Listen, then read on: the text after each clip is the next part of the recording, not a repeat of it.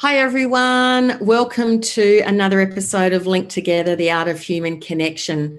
My name's Leanne Isaacson and I am in Adelaide in South Australia.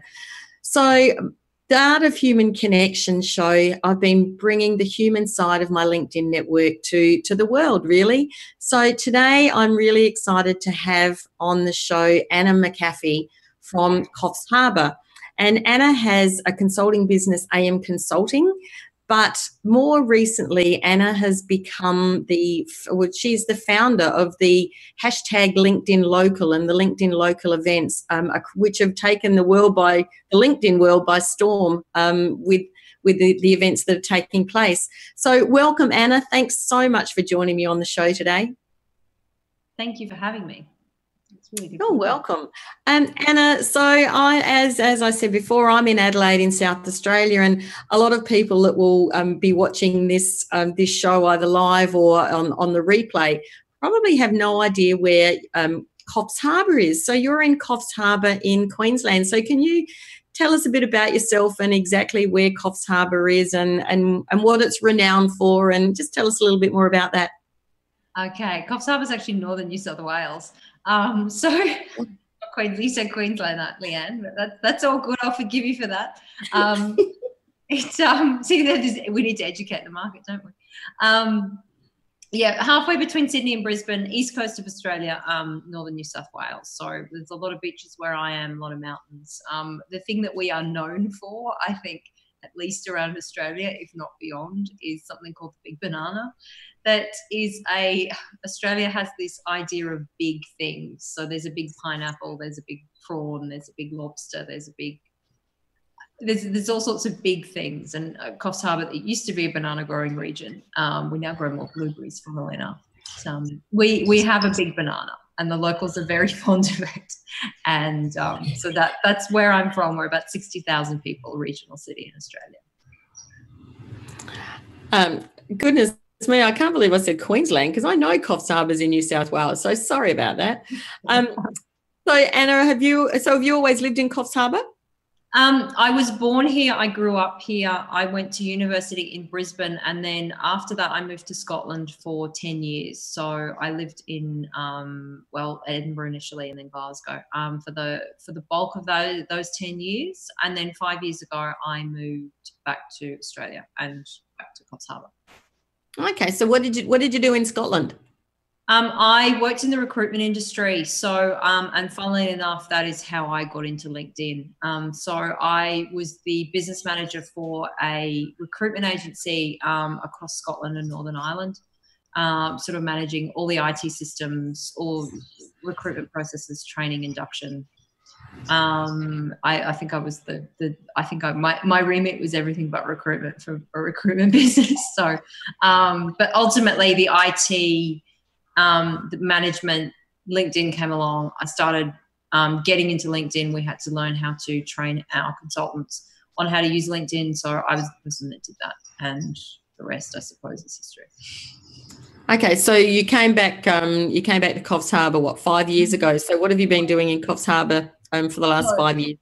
So when I came back, I worked for 2 years for a recruitment company that recruited for the mining industry. So a very similar job, except it was all online platforms. So rather than being like a bricks and mortar business, we were all in an online space because we were recruiting FIFO workers for mainly Western Australia, but also Queensland for the mining regions. So I did that for 2 years, and then I had my daughter, who is nearly 4. And then I have another child who's 2. So I've kind of sort of been doing bits and pieces while I was off on maternity days. And I've been back sort of working probably a year. He's just turned 2. So, and I've been doing consulting work since then, and obviously LinkedIn Local. So with the, within Coffs Harbour, like, is there, from a technology, like the population of Coffs Harbour, what did you say, 60,000? Yeah, we're about 60,000. So we do have the NBN here, which won't mean much to anybody outside of Australia, but we do have obviously fast internet here, which is what the NBN is.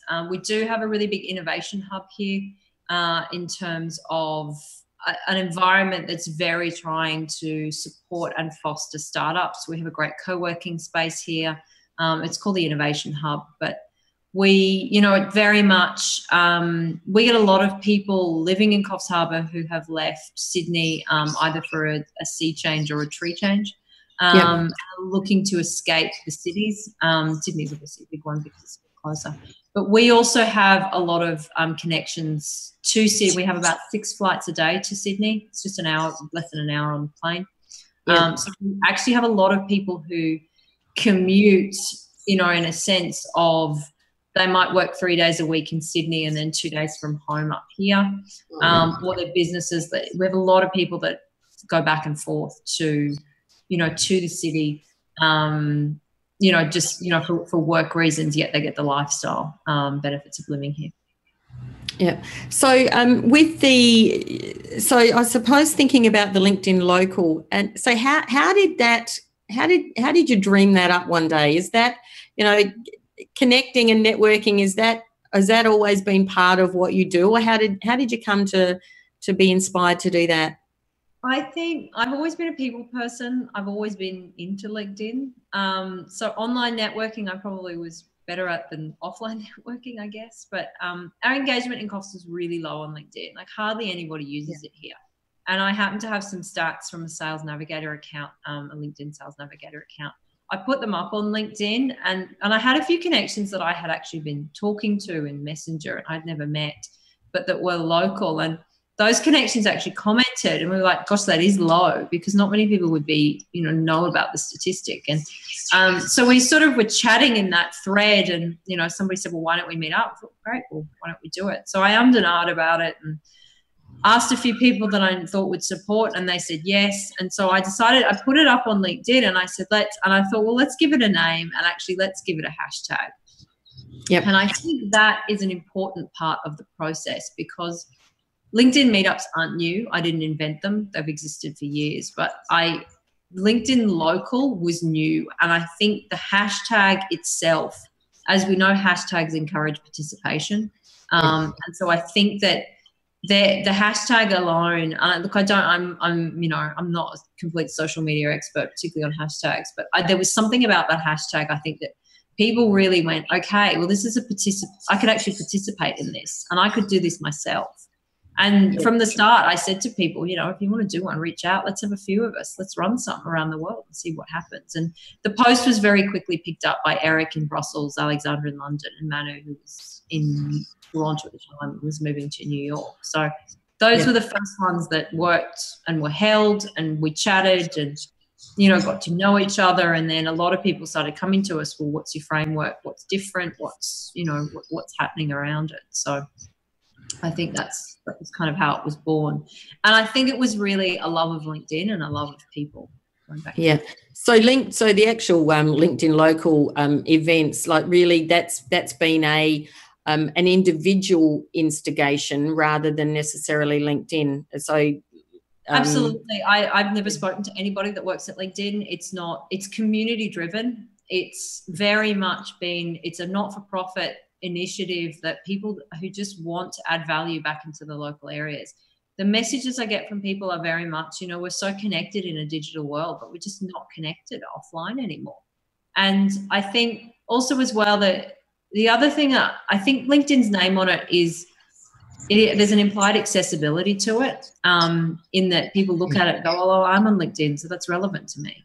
And so, I think that putting that on it as well does make it a little bit different. And I think, from a local perspective, like having the LinkedIn Local, it certainly is giving people within specific towns, cities, an actual ownership of it, and that it is very inclusive, from a term perspective, but also the way that you've actually set them up. So when did you first run yours? So it was the first Friday in June. I remember it was always the first Friday of the month. That's what I've done ever since. So it must have been the first Friday in June. And so how many did you have there? So at that event, we had just under 20. I think there was about 18 people. I didn't count them exactly, and actually I didn't document it with a photo, which I should have done. I've taken photos ever since, but I didn't on that first one. So I think there was about 18 of us. It grew. I was pretty connected. I was connecting to a lot of people locally at the time. So there was a lot of people that came that I hadn't met, which was really, really nice, and part of the reason for doing it. And then we've grown since. We're now between 20 and 25 people, which is a really nice number. We will get bigger. I'm hoping not too big, because I think there's a lot of value in actually going to an event and meeting all the people there, or at least 75% of them. And so I mean, some of the cities are running larger ones. They've got larger populations. They've got larger demand, and you've got to take that into account in some respects. But personally, for me, it's a smaller number is better. So did you? So what time of day do you have yours? Because that's sort of like I'm organising a LinkedIn local in Adelaide in December, and it's interesting, like sort of seeing how LinkedIn locals have been run around the world, and even from a location perspective, from a from a time held. So like, the first one I actually run at 7:30 in the morning, and ever since then we changed to 10:30, just because I think we have a large public sector workforce in Coffs Harbour, and so the working hours are a little bit different. We're also very coastal, and people are very spread out. So if people go home, they don't come back. And we've never really had any evening events in the area. Certainly not that are ongoing anyway. There might be one off. There tend to be lunches or breakfasts or coffee mornings. So I just picked it, and look, for me, it worked for me personally because I have young children. So evening events are quite tricky for me to go to because I don't always have the ability to go to them. So it worked for me personally, and that is something I say to organisers: is you've got to do what works for you. Don't create don't create a problem at the start by picking it at a time.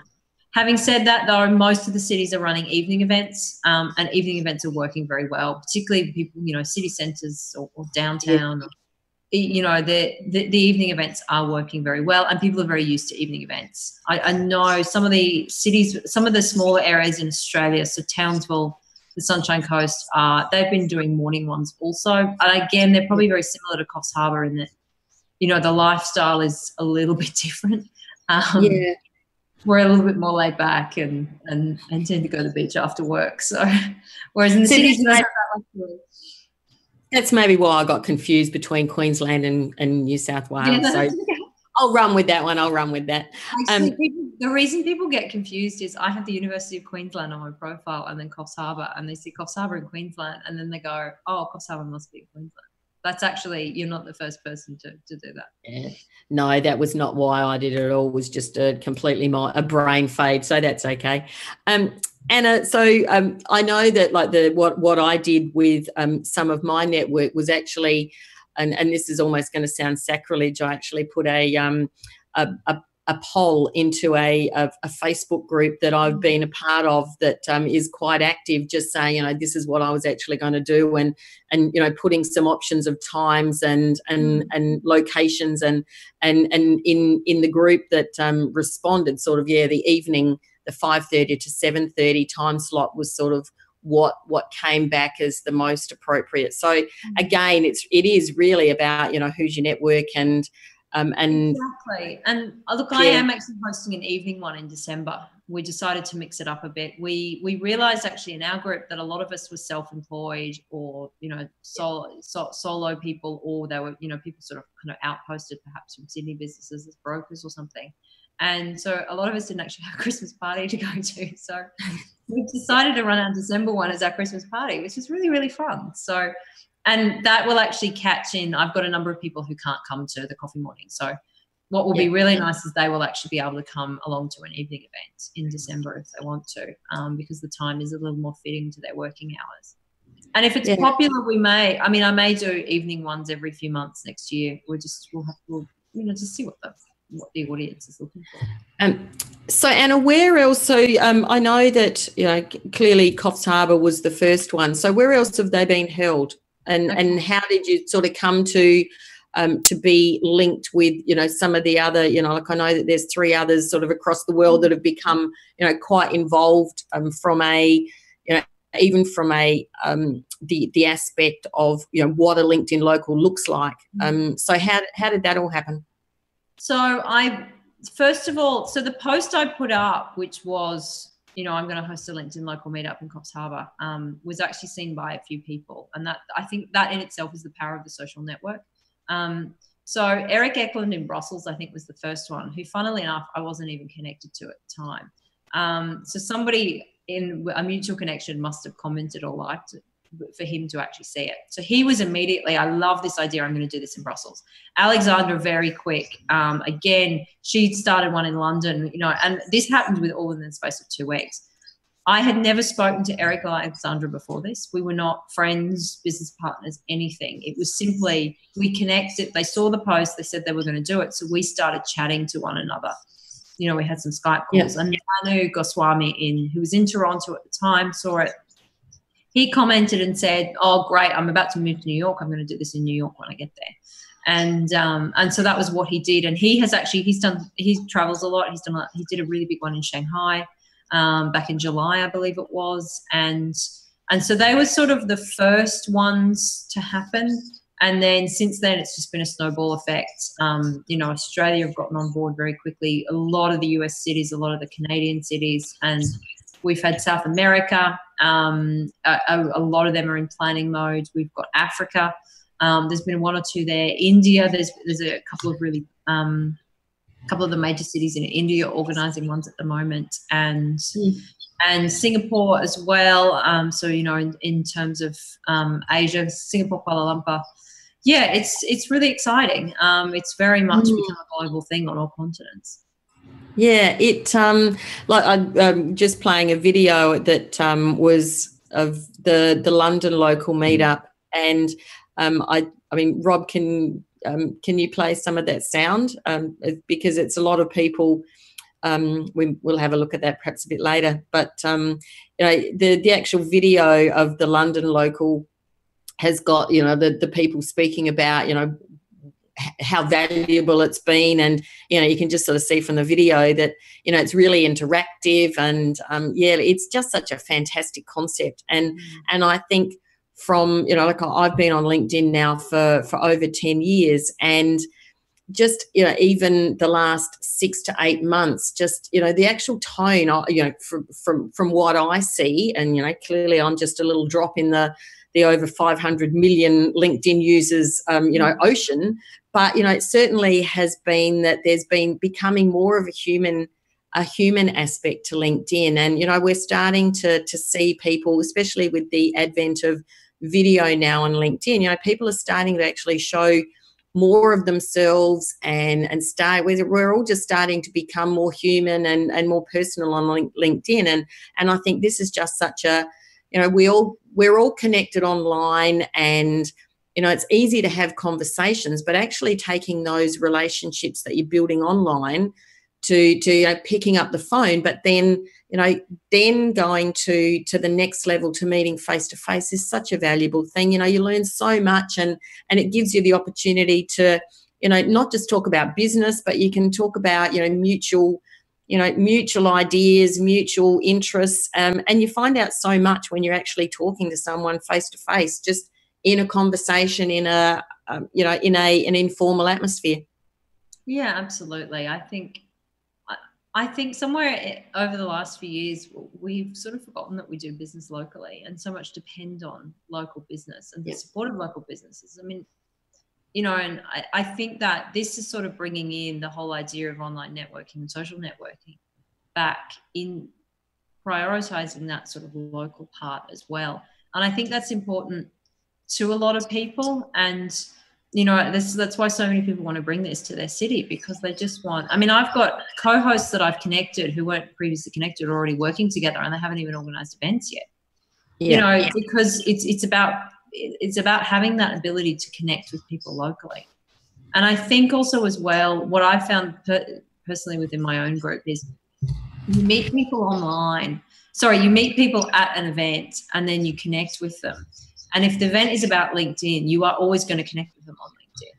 And you then get to keep in touch with them throughout the month through their content. So you get to see what they were running workshops, their business won an award, they, all sorts of things that, we wouldn't normally know, except we're connecting with them online. And then you see them the following month, and you can actually really get to know people. There's an implied relationship before you go to the event because of the online connection. And that's something that asked me a lot why it's different. And, we didn't say at the outset, let's make it different. But there clearly is something different. There's clearly a human need for it right now.